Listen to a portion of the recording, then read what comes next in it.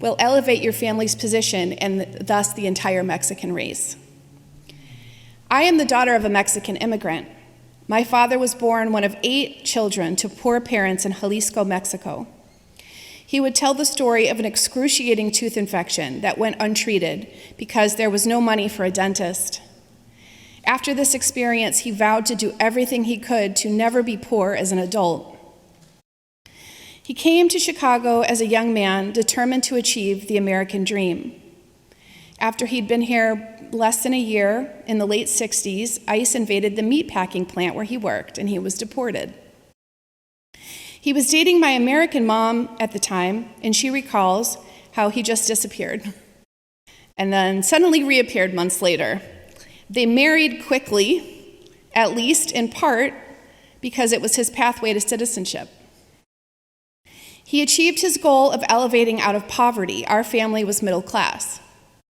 When my brother and I were little, my dad worked 3 jobs while attending college. He graduated with a bachelor's in accounting that he would never use. He believed he never got hired as an accountant because of his Mexican accent and dark skin. Desperate to assimilate, he took speech therapy to remove his accent. It never worked. Once I graduated from college, I felt a strong desire to immerse myself in my Mexican heritage. I got a job at an orphanage near Tijuana. I became fluent in Spanish, and I fell in love with the culture of color, music, patience, and humility. A culture that still reflected the values and vibrancy of its indigenous history. I had hoped my dad would be proud of my venture, but he was totally against my move to Mexico. He wouldn't even speak to me for some time. I'm guessing this is why. He had worked so hard to assimilate to what he considered a more prestigious way of life, a safer way of life. By way of marriage to an Irish woman, he had given his children the gift of light skin privilege, for which I must have seemed entirely ungrateful. My dad had internalized the cultural hierarchy that values fitting in with the dominant class and devalues the ways of his ancestry. He eventually did come around and I think once said that he was proud that I took an interest in all things Mexico. Now, I don't begrudge my dad at all for doing what he needed to do and for clinging to the beliefs that he needed to in order to survive and assimilate into the dominant culture.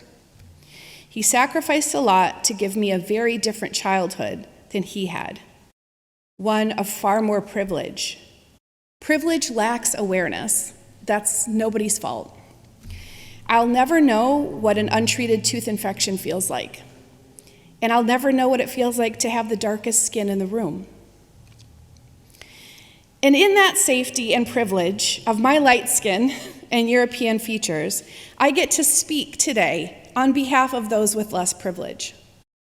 I speak on behalf of the people who feed us, who are willing to work for pennies on the dollar to grow almost every bit of produce we purchase and eat from the grocery store. I speak on behalf of the over 30,000 migrant children that ICE lost this year.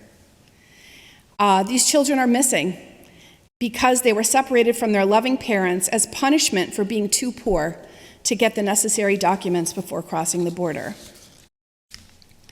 So as I speak for them today, I ask you for mercy, for your mercy in your thoughts and words about them.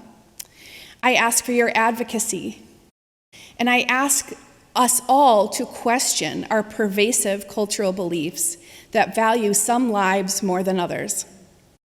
What biases may be hidden in our beliefs and even in our faith? And what can we do to decolonize them? The short answer is we can't. Not totally. We are born into a culture that values some people more than it does others. That's not our fault, and we can't help but be impacted by these cultural values that we've been breathing in since birth. However, there are some things we can do to grow our awareness and make space for other beliefs, cultures, and in doing so, improve our race. One is listen to and believe people with less privilege than you. 2, compassionately assess our own beliefs and make space for others. And I say compassionately because without self-compassion, this work is impossible. We have to start there by making room for ourselves and our own beliefs, and to kind of let ourselves off the hook a little bit so that we can really take a deeper look without getting defensive or resistant. 3, consider who is controlling the narrative, and if there could be more to the story than what meets the eye, especially on mainstream news, I'm going to say. And finally, remember who the divine chooses to work with. Thank you very much.